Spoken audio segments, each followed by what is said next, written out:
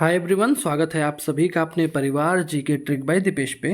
दोस्तों, अगर आपको यूपी ट्रिपल एससी पेट एग्ज़ाम 2025 का देना है और अगर आपने अभी तक जीएस की तैयारी नहीं सही से किया है तो ये सीरीज आप लोगों के लिए ही है। भारतीय राष्ट्रीय आंदोलन, यहाँ से आपके एग्ज़ाम में 5 प्रश्न बनेंगे।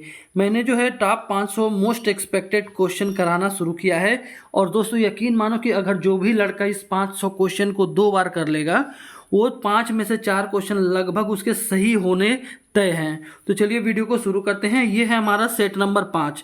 हम कर क्या रहे हैं, हम 10 मिनट में 50-50 प्रश्नों का सेट कर रहे हैं, जिससे आपको बोरिंग भी नहीं होगा और अब अच्छे से आप तैयारी भी कर लेंगे।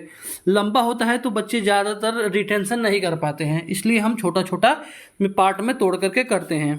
तो चलिए शुरू करते हैं। सबसे पहला प्रश्न है, साइमन कमीशन भारत कब जो आया था? तो ये 1928 में आया था साइमन कमीशन। ये था जब भारत में ये आया था तो इसमें भारतीय कोई भी सदस्य नहीं शामिल था। ठीक है, अगला है, साइमन कमीशन वापस जाओ का नारा किस आंदोलन में दिया गया था? तो एक साइमन कमीशन विरोध में जो है साइमन कमीशन विरोधी आंदोलन चलाया गया था, उसमें जो है इसका नारा दिया गया था, साइमन कमीशन वापस जाओ। ठीक है, अगला है, साइमन कमीशन के विरोध में किस नेता की मृत्यु हुई थी? तो हम सभी लोग जानते हैं साइमन कमीशन के विरोध में लाला लाजपत राय जी की मृत्यु हुई थी, क्योंकि 1928 में उनके सर पे जो है लाठी चार्ज हुआ था और उनके सर पे लगा था, जिस कारण से वो काफ़ी गंभीर रूप से घायल हो गए थे और इस कारण उनकी मृत्यु हो गई थी। अगला है, लाला लाजपत राय की मृत्यु का बदला किसने लिया था? तो देखिए साथियों, जो लाला लाजपत राय जी हैं, इनके मृत्यु का बदला भगत सिंह जी, राजगुरु और सुखदेव जी ने जो है कर्नल जो सैंडर्स था उसकी हत्या कर दी थी, गोली मारकर उसकी हत्या कर दी थी और इस प्रकार से लाला लाजपत राय जी की मृत्यु का बदला ले लिया गया था। किसने लिया था? भगत सिंह जी, राजगुरु जी और सुखदेव जी। अगला है, नेहरू रिपोर्ट जो है कब प्रस्तुत की गई थी? तो दोस्तों नेहरू रिपोर्ट है ना, ये 1928 में मोतीलाल नेहरू की अध्यक्षता में इसको पेश किया गया था। अगला है, नेहरू रिपोर्ट में क्या प्रस्तावित किया गया था? तो यह प्रस्तावित किया गया था कि यह भारत जो है एक डोमिनिक स्टेट बनेगा। अगला है, पूर्ण स्वराज का प्रस्ताव किस अधिवेशन में पारित हुआ था? तो देखिए लाहौर अधिवेशन, भारतीय राष्ट्रीय कांग्रेस का 1929 का जो लाहौर अधिवेशन था जिसमें पंडित नेहरू जी की अध्यक्षता हुई थी, उसमें जो है पूर्ण स्वराज का प्रस्ताव जो है पारित किया गया था। अगला है, कांग्रेस ने पूर्ण स्वराज दिवस कब मनाया? तो देखिए 26 जनवरी 1930 को। ठीक है, 26 जनवरी 1930 को जो है पूर्ण स्वराज दिवस मनाया गया था, इसीलिए 26 जनवरी से ही गणतंत्र दिवस मनाते हैं। 26 जनवरी 1950 को ही इसीलिए संविधान को लागू भी किया गया था। अगला है, नमक सत्याग्रह जो कि डांडी मार्च था, कब शुरू हुआ था? तो 12 मार्च 1930 को गांधी जी ने डांडी मार्च शुरू किया था। कब? 12 मार्च 1930 को। गांधी जी से रिलेटेड जितने प्रश्न हैं काफ़ी इंपॉर्टेंट है, तो इसको तो आप बिल्कुल स्किप मत कीजिएगा। दोस्तों, अगर आपको वीडियो पसंद आ रहा हो और लग रहा हो कि मैंने मेहनत किया है तो प्लीज़ आप बस एक लाइक करके हमारा मोटिवेशन करें और हमारे चैनल को सब्सक्राइब करें। अगला है, दांडी मार्च कितने दिनों तक चला था? तो 24 दिनों तक चला था। 12 मार्च से 6 अप्रैल तक कुल 240 मील इन्होंने पैदल मार्च किया था। अगला है, गांधी जी ने डांडी मार्च कहाँ से शुरू किया था? ये जितने क्वेश्चन हैं गांधी जी से रिलेटेड सारे के सारे महत्वपूर्ण हैं।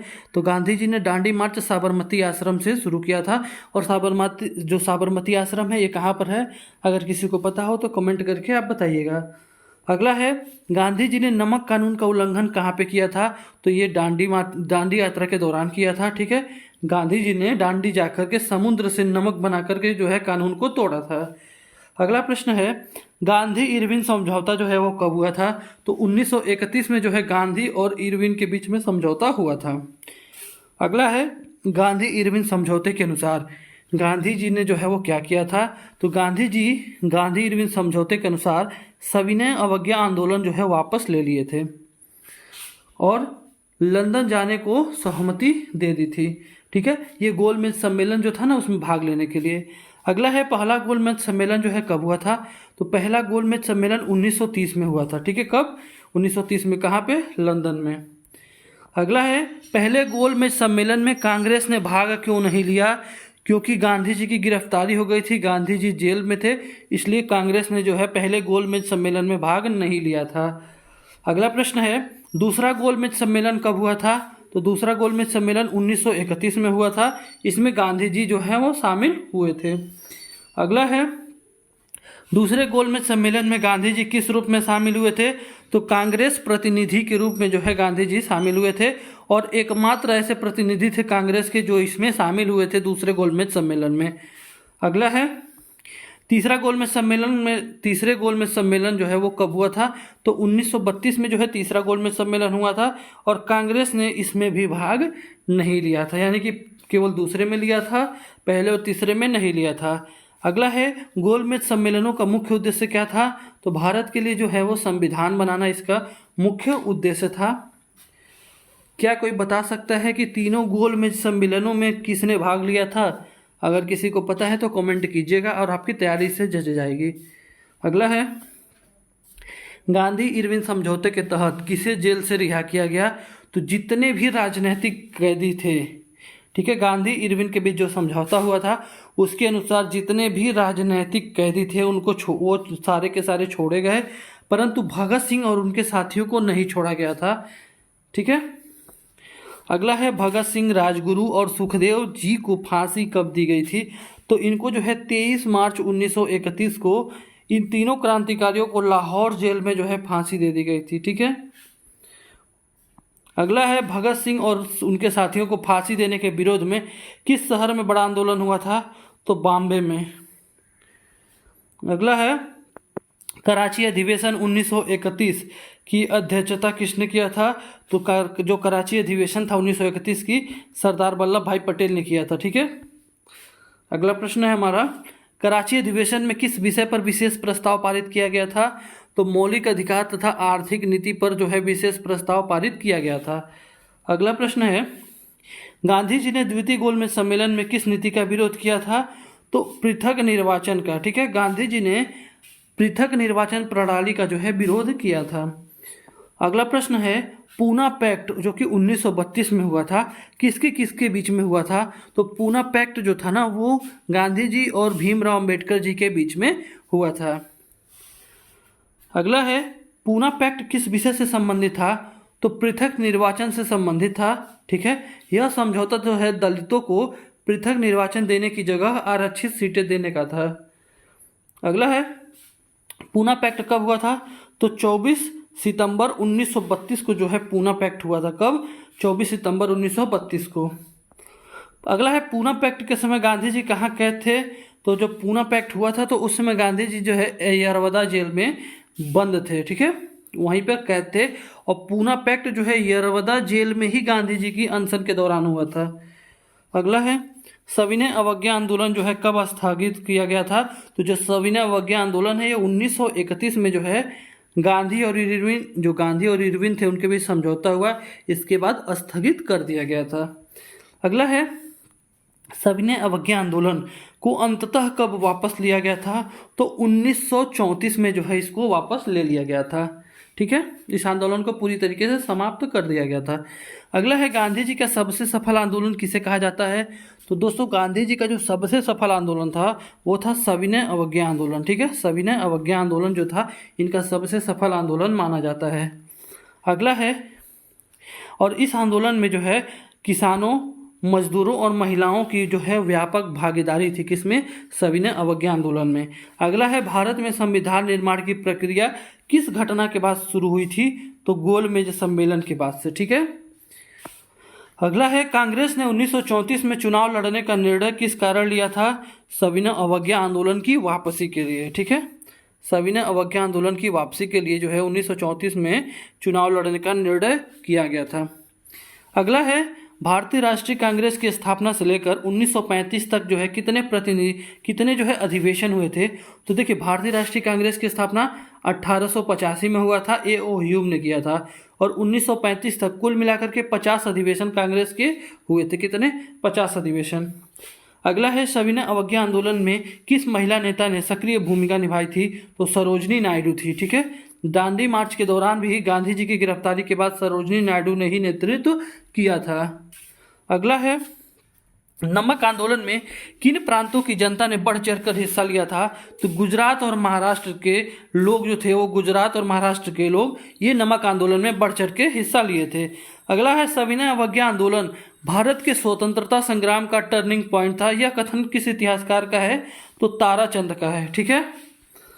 अगला प्रश्न है हमारा, गांधी जी को राष्ट्रपिता सबसे पहले किसने कहा था? तो सुभाष चंद्र बोस ने कहा था 1944 में। रेडियो पर गांधी जी को जो है राष्ट्रपिता कहा था। अगला है साइमन कमीशन किसकी सिफारिश पर बनाया गया था? तो गवर्नमेंट ऑफ इंडिया एक्ट 1919 की सिफारिश पे जो है साइमन कमीशन बनाया गया था और 10 साल बाद इसकी समीक्षा हेतु आयोग बनाना था। अगला है नेहरू रिपोर्ट ने किस योजना का विरोध किया था? तो नेहरू रिपोर्ट ने जो है एक अलग जो निर्वाचन, पृथक निर्वाचन प्रणाली या फिर अलग निर्वाचन का विरोध किया था। अगला है लाहौर अधिवेशन 1929 के समय भारत का वायसराय कौन था? तो लॉर्ड इरविन था। तभी ना गांधी और इरविन के बीच समझौता हुआ था। तो उस समय जो भारत का वायसराय था कौन था? लॉर्ड इरविन था। अगला है पूर्ण स्वराज का प्रस्ताव किसकी अध्यक्षता में पारित हुआ था? तो जो पूर्ण स्वराज का प्रस्ताव था वो नेहरू की अध्यक्षता में पारित हुआ था। किसके? नेहरू की जो 1929 का लाहौर अधिवेशन हुआ था जिसमें जवाहरलाल नेहरू अध्यक्ष थे, तो उसी में पूर्ण स्वराज का प्रस्ताव भी पारित हुआ था। अगला है दांडी मार्च में कुल कितने साथी जो थे गांधी जी के साथ थे? तो दांडी मार्च में जो है गांधी जी के साथ 78 साथी थे, लेकिन कई जगह उसे 72 भी कहा गया था। तो ऑप्शन में 72 है तो 72 मारेंगे, 78 है तो 78 आप मारेंगे। अगला है गांधी जी को दांडी मार्च के बाद कब गिरफ्तार किया गया था? तो मई 1930 में जो है गांधी जी को गिरफ्तार कर लिया गया था। अगला है गांधी जी की गिरफ्तारी के बाद आंदोलन का नेतृत्व जो है वो किसने किया था? ये क्वेश्चन काफ़ी बार पूछता है। तो गांधी जी की गिरफ्तारी के बाद जो आंदोलन का नेतृत्व किया था अब्बास तैयब जी ने किया था। ठीक है। गांधी जी की गिरफ्तारी के बाद अब्बास तैयब जी ने जो है आंदोलन का नेतृत्व किया था। अगला है किस सम्मेलन में भारत को डोमिनिक स्टेट देने की बात दोहराई गई थी? तो द्वितीय गोलमेज सम्मेलन में जो है भारत को डोमिनिक स्टेट देने की बात दोहराई गई थी, लेकिन कोई ठोस निर्णय नहीं निकला इसका। ठीक है। अगला है कि जो गोलमेज सम्मेलन हुए थे उसकी गोलमेज सम्मेलनों का परिणाम जो है वो क्या निकला? तो ये असफल रहा। ठीक है। अगला है लास्ट हमारा इस सेट का सविनय अवज्ञा आंदोलन का अंतिम परिणाम जो था वो क्या था? तो ये आंशिक सफलता थी, बहुत छोटा सा। इस आंदोलन से जनता का विश्वास बढ़ा और ब्रिटिश सरकार को झुकना पड़ा, परंतु स्वतंत्रता हम लोग को नहीं मिली थी। ठीक है। तो दोस्तों ये रहा हमारा सेट नंबर 5। अगर आपको वीडियो पसंद आया हो तो वीडियो को आप प्लीज़ लाइक कर दीजिए। चैनल पर नए हैं तो चैनल को आप सब्सक्राइब कर दीजिए। जय हिंद, जय भारत।